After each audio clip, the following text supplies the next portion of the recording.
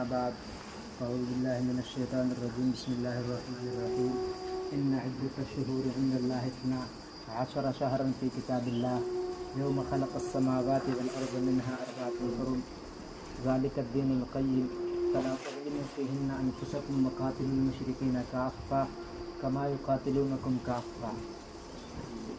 وعن زيد بن أرقم رضي الله عنه قال أصحاب رسول الله صلى الله عليه وسلم ما هذه الأضاحي قال سنة أبيكم إبراهيم او كما قال علیہ الصلوۃ والسلام. میرے محترم بزرگوں بھائیوں، اللہ تعالیٰ نے جب سے زمین و آسمان کو پیدا فرمایا ہے اس وقت سے اللہ تعالیٰ کی کتاب میں مہینوں کی تعداد 12 ہے. جیسا کہ ابھی میں نے قرآن پاک کی ایک آیت پڑھی ہے، اس میں اللہ رب العالمین نے فرمایا ان عدۃ الشہور عند اللہ 12 شہرا فی کتاب اللہ. اللہ کی کتاب میں مہینوں کی تعداد گنتی کے اعتبار سے 12 ہیں. منہا 4 حرم، ان میں سے 4 مہینے ایسے ہیں جو ادب والے ہیں، حرمت والے ہیں. جب سے دنیا بنی ہے اس وقت سے یہ 4 مہینے اللہ رب العالمین کے نزدیک بڑے مقرب اور بڑے محترم ہیں. وہ 4 مہینے جن کے بارے میں اللہ تعالیٰ نے قرآن مجید کے اندر فرمایا ہے منہا 4 حرم، وہ مہینہ شوال کے بعد جو شروع ہوتا ذی قعدہ، ذی الحجہ اور محرم اور رجب. یہ جو ذی قعدہ کا مہینہ چل رہا ہے یہ بڑا ادب اور احترام والا مہینہ ہے.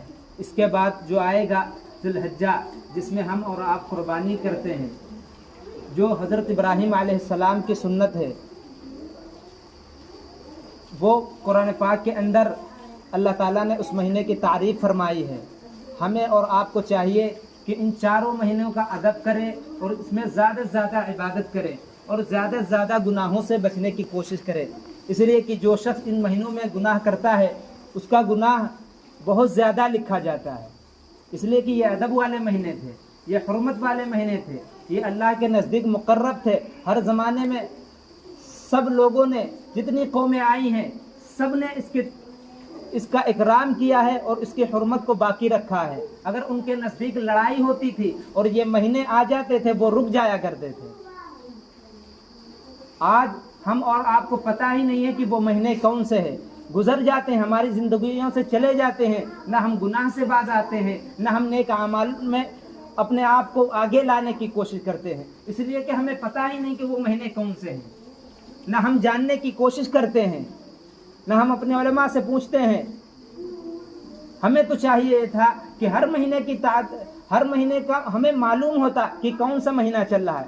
آج غیروں کے بنائے ہوئے مہینوں کے بارے میں ہمیں معلوم ہے کہ کون سا مہینہ ہے، لیکن اسلام کے مقدس مہینے اور تاریخ آج ہم نہیں جانتے.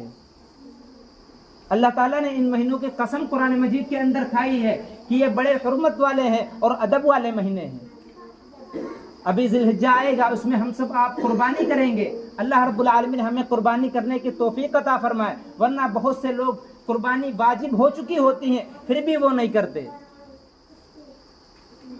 وہ یاد رکھیں یہ قربانی اللہ رب العالمین کے نزدیک اتنا بڑا عمل ہے اور ہر زمانے میں ہر نبیوں نے اس عمل کو کیا ہے.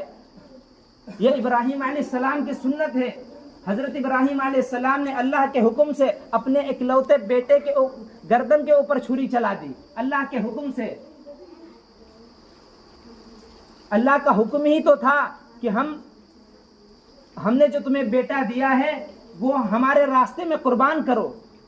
حضرت ابراہیم علیہ السلام نے کچھ نہیں سوچا، بس انہوں نے کیا سوچا کہ یہ اللہ کا حکم ہے. آج ہم سے بیٹے کی گردن کے اوپر چھری چلانے کو نہیں کہا جا رہا، نہیں کہا جا رہا اپنا پورا مال قربان کر دو. ہم سے نہیں کہا جا رہا کہ اپنے بیٹوں کی قربانیاں ہمیں دو، بلکہ یہ کہا جا رہا ہے اپنے حلال مال سے ایک جانور خرید کر اللہ کی رضا کی خاطر اسے ذبح کرو. ہم اتنا بھی نہیں کر سکتے کیا؟ ہم کر سکتے ہیں لیکن ہمارے اندر شوق نہیں ہے. ہم نے ایک حدیث پڑھی ہے، اس میں حضرت زید رضی اللہ عنہ نے بیان فرمایا کہ بعض صحابہ رسول اکرم صلی اللہ علیہ وسلم کی خدمت میں حاضر ہوئے اور پوچھا اے اللہ کے رسول یہ قربانیاں کیا ہیں، جو ہم قربانی کرتے ہیں یہ کیا ہے؟ اللہ کے رسول صلی اللہ علیہ وسلم نے فرمایا یہ تمہارے باپ حضرت ابراہیم علیہ السلام کی سنت ہے۔ پھر فرمایا اس میں ہمارے لیے اجر کیا ہوگا؟ اگر ہم اللہ کے حکم سے ایک حلال جانور خرید کر اللہ کے راہ میں ذبح کریں تو ہمارے لیے اس میں اجر کیا ہوگا؟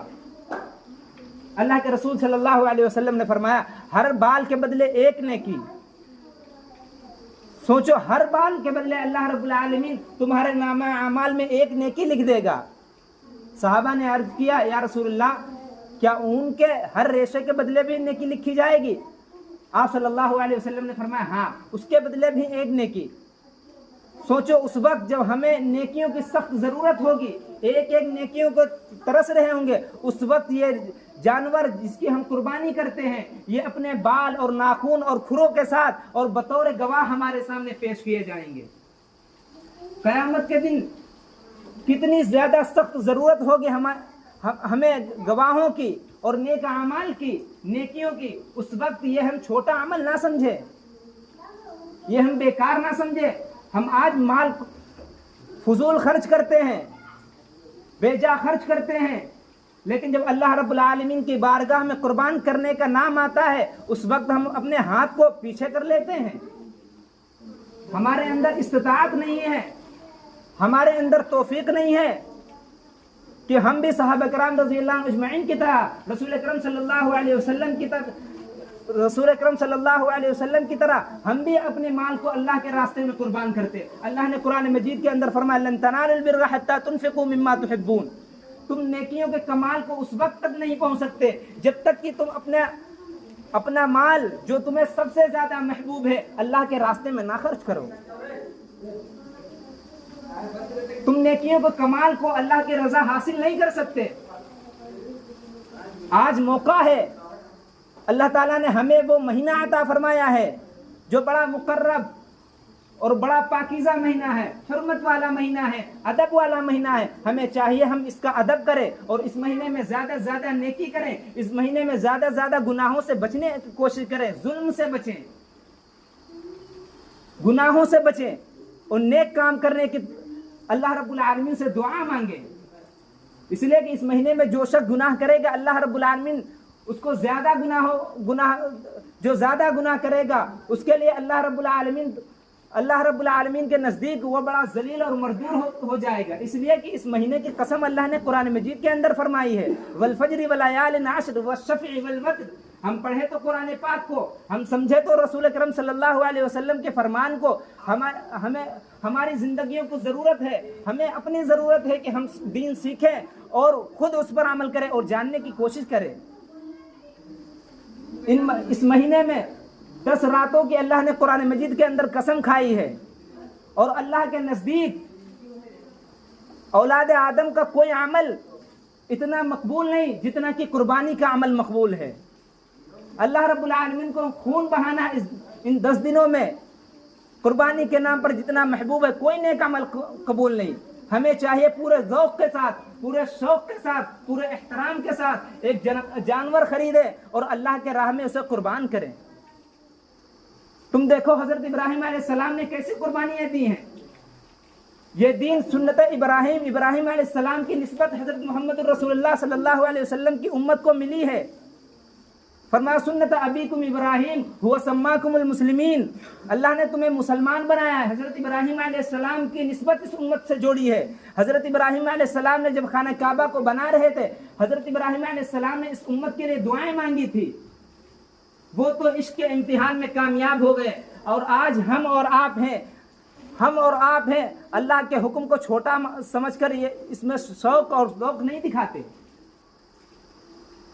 ہمیں چاہیے یہ تھا کہ ہم حلال کمائی کا جانور خرید کر ہم اپنے ماں باپ کے نام پر قربانی کرتے، ہم اپنے نام سے قربان کرتے کہ یہ جانور بطور گواہ ہمارے پیش کیا جائے گا اللہ رب العالمین کی بارگاہ میں۔ تو میرے بھائیوں یہ نیت کر لیں، یہ عزم کر لیں کہ اس سال اور یہ جب بقرعید کا وقت آئے گا ہم ضرور قربانی کریں گے، ہم ضرور اللہ کی رضا کی خاطر اب تک جتنے سستی ہوئی، کاہلی ہوئی جو اگر ہم ادا نہیں کر سکے تو ہم ادا کریں گے. حضرات صحابہ کرام رضی اللہ عنہ اجمعین کی عادت یہ تھی کہ پورا سال اس کے انتظار میں گزارتے تھے کہ قربانی کا وقت آئے گا, ہم اللہ کے نام پر اللہ کے لیے قربانی کریں گے. اللہ نے کچھ مانگا ہے ہم سے. اللہ نے قرآن مجید کے اندر فرمایا لن ینال اللہ لحومها ولا دماؤها ولکن ینالہ التقوی منکم.